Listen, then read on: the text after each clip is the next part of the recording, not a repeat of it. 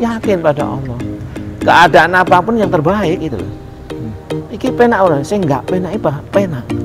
Aslinya penak, sanging durung ae ngono. Saya enggak penak iku penak. Sing penak tambah penak lek disyukuri lha ngono, Pak. Jadi urip iku isine penak.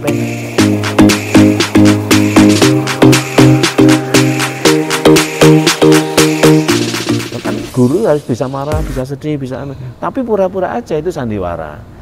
Hati kita tetap bahagia. Kenapa? Yakin pada Allah.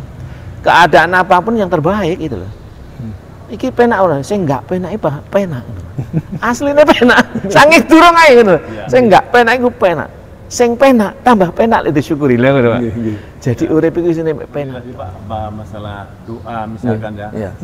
Kalau kita makan itu ya sebelumnya kita makan betapa nikmatnya sudah terhidang di sini.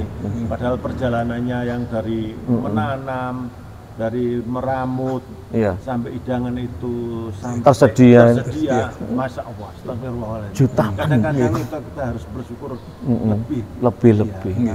Itu doa itu. Ketika menyadari iki sampai di sini Pak Tani nanam pupuknya, ya Allah. Makanya Allahumma barik lana itu tidak sekedar muluk lesan, tapi benar-benar dihayati, memberkahi nanti itu perbuatan itu ya. Jadi pengertian ibadah itu totalitas kehidupan, tidak terbatas pada sholat, tidak terbatas pada etikaf ya. Ya lah iso sholat ya aja mek 5 waktu dah. Sholat itu ya kabeh waktu guys. Intinya sholat itu kan selalu ingat akan Allah.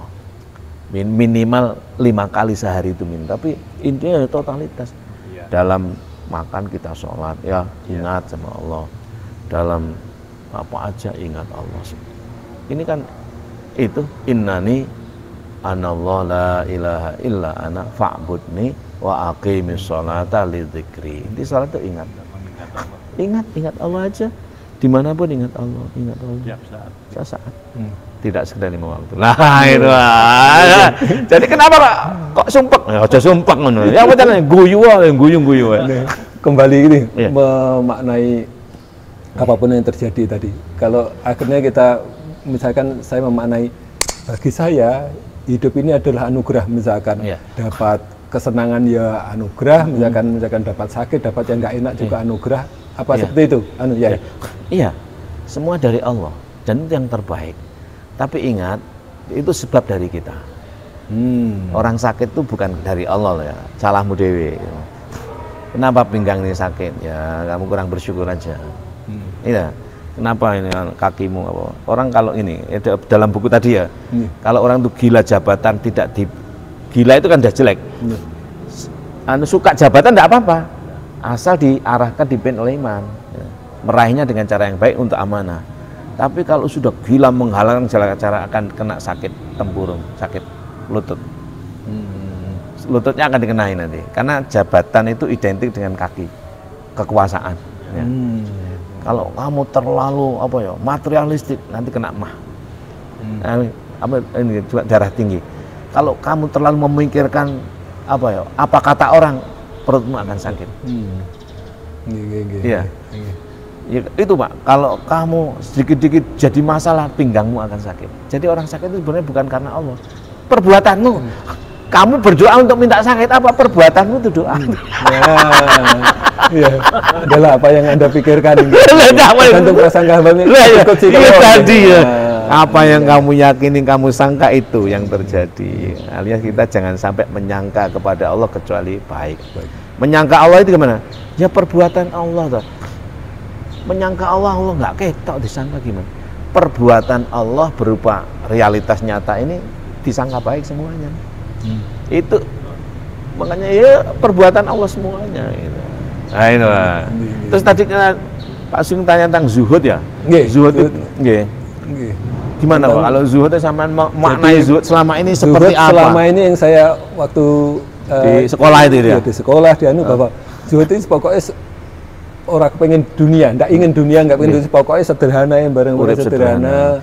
Yes, pokoknya dah wis golek-golek kono. Aku tak enggak ora melu-melu ngaku urip yo awakmu sakmene. Nah, seperti itu. Tidak senang akan harta terus benda, kemewahan. Kemewahan. Ini salah itu. Salahnya di sini. Zuhud itu sangat menghargai dunia sebagai bentuk syukur. Itu salahnya. Saya juga mau nerima ajaran juga begitu dulu.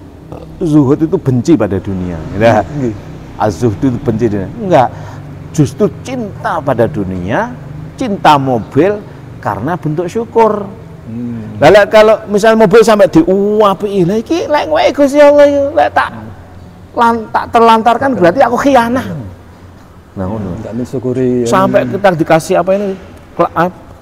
Awak ini ku diupaini sing nguapi, tukane baju sing luarang. Ning jangan minta dihargai orang. Hargai dirimu setinggi-tingginya sebagai bentuk syukur anugerah Allah itu. Tukane klambi sing larang, celana dalam sing larang. Ning aja minta dihargai orang. Wong lek gak ngergani aku, nah engko sakit malahan. Regani awake dhewe ae. Regani awake dhewe. Tuku lambe sing elek-elek wis. Ojo sing apik. Apik. Ini nek Gusti Allah. Ngono. Ini pemberian Allah. Harus diopeni, diamani sing apik. Ini ojo sombong. Artinya bentuk syukur. Jadi zuhud itu orang benci dunia, justru cinta dunia untuk akhirat. Golek harta sebanyak-banyaknya dibawa menuju Allah lewat Rasulullah. Dadi wong sugih dengan cara yang benar kan? Iya. Golek gawe masih nguapi ning ojo digawe megah-megahan. Maksudnya ya supaya kita nyaman, enak. Apike kan relatif itu, Pak. Ya toh. Saya itu omahku ya apik ngono kuwi ae gitu. Lek dibanding dengan omahe sapa ya ado, tapi omahku wis apik bagiku. Bagi orang tertentu apik ngono kuwi ya ngono kuwi. Ning ojo ngono. Makanya kembali pada diri. Jadi zuhud itu bukan benci dunia, Pak, malah cinta dunia karena bentuk syukur anugerah Allah. Ngoten nggih, Pak? Ya. Pak. Pak Indro. Nggih. Terus niku Pak Sugeng. Kita itu kadang kan mendengar keluhan dari orang haji yang lagi, terutama yang furoda ya. Kan nggak berangkat, sebagian besar nggak berangkat haji furoda.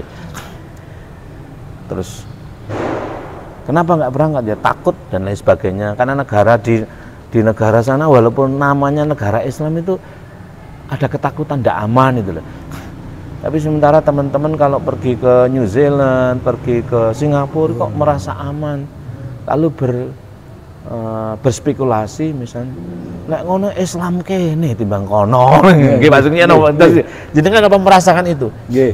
Jadi tentang kepastian hukum, ya, kedisiplinan warganya dan ya kenyamanan, ya kebersihan, kenyamanan, misalkan nun sewu aja kalau kita buang sampah sembarangan kan bisa kena masalah, ya, itu kena denda. Tapi nun sewu di sini ini kan sembarangan, bahkan sungai itu menjadi tempat sampah. Nah padahal Gusti Allah kan sampun dawuh di surat Ar-Rum ayat 41 itu bahwa telah terjadi kerusakan di daratan dan di lautan karena perbuatan tangan manusia.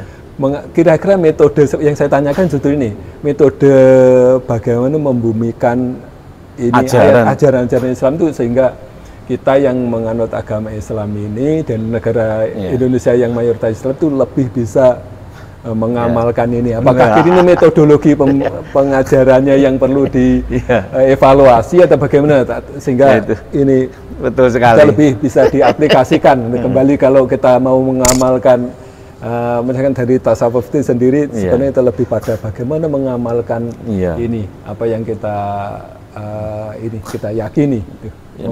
Makanya kalau kaji tasawuf itu mengkaji diri ya, teks Quran ya, itu untuk diri.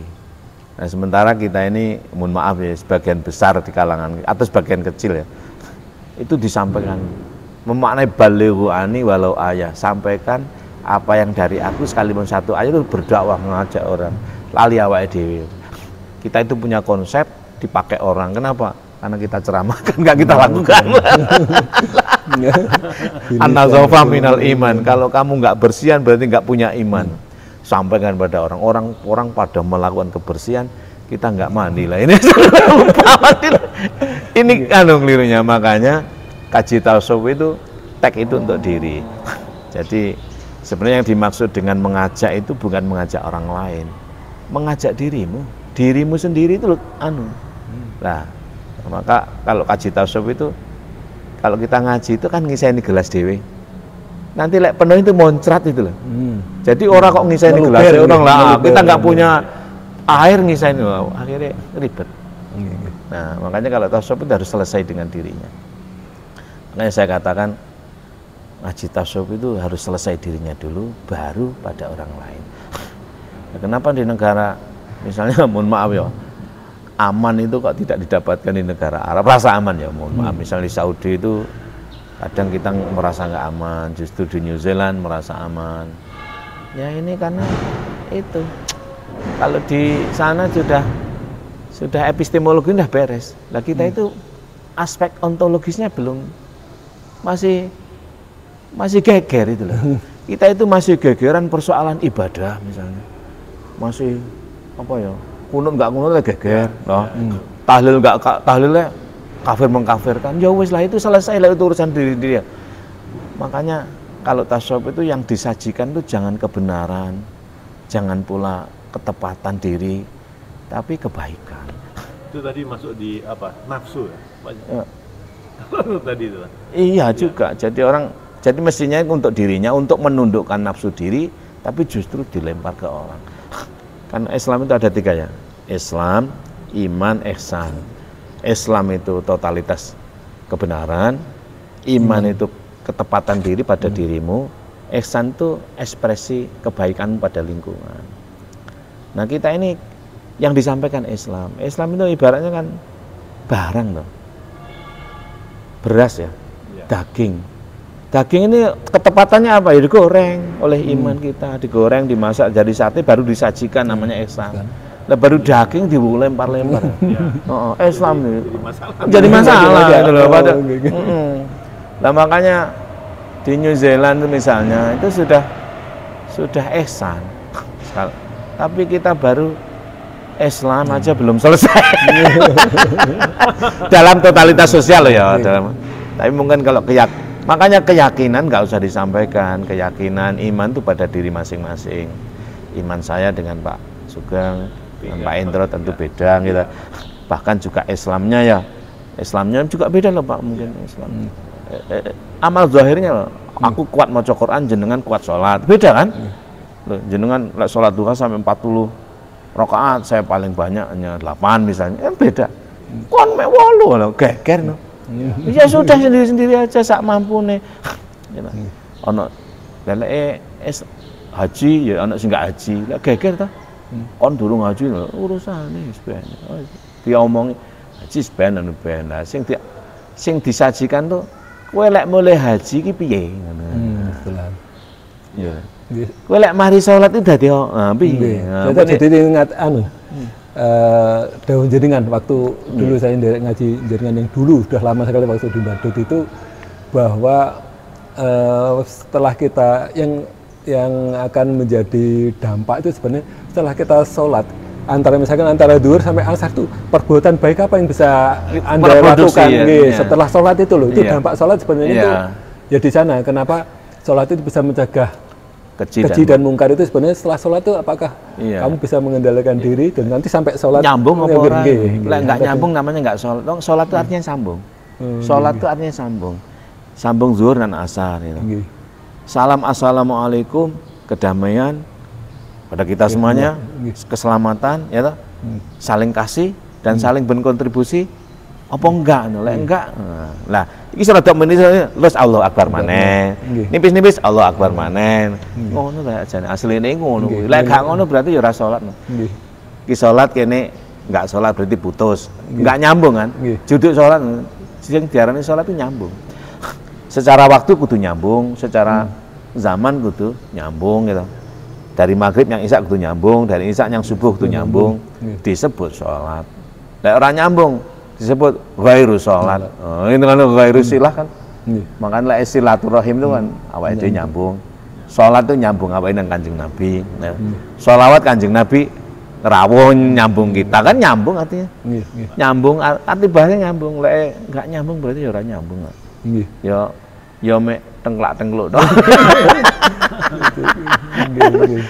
Nah, Aduh, luar biasa ini pertemuan yang insya Allah barokah. Terima kasih Pak Sugeng atas waktunya dan Pak Endro yang sudah meluangkan waktunya. Sami-sami sampai ketemu pada kesempatan yang akan datang. Insya Allah ini kita tayangkan sebagai ngobrol santai bersama Pak Sugeng Durul Lawas dan Pak Endro Jamaah sini, Pak Endro Pramono. Alhamdulillah. Sehari-harinya apa Pak Endro? Sehari-harinya ini posisi saya nih sama kursi tambak gitu Pak. Oh iya, alhamdulillah. Juragan tambak. Alhamdulillah. Dari Tuban Juragan tambak ini. Alhamdulillah, semoga semuanya diberikan berkah dan kesehatan lahir dan batin. Terima kasih. Wassalamualaikum warahmatullahi wabarakatuh. Waalaikumsalam warahmatullahi wabarakatuh. Ngobrol-ngobrol ini nanti kita YouTube kan Pak. Saya terus terang aja yang mendengar kajiannya Pak Yai Mem itu ya, mulai tasawuf itu saya cenderung dari dulu saya itu tanda tanya Pak. Itu aja.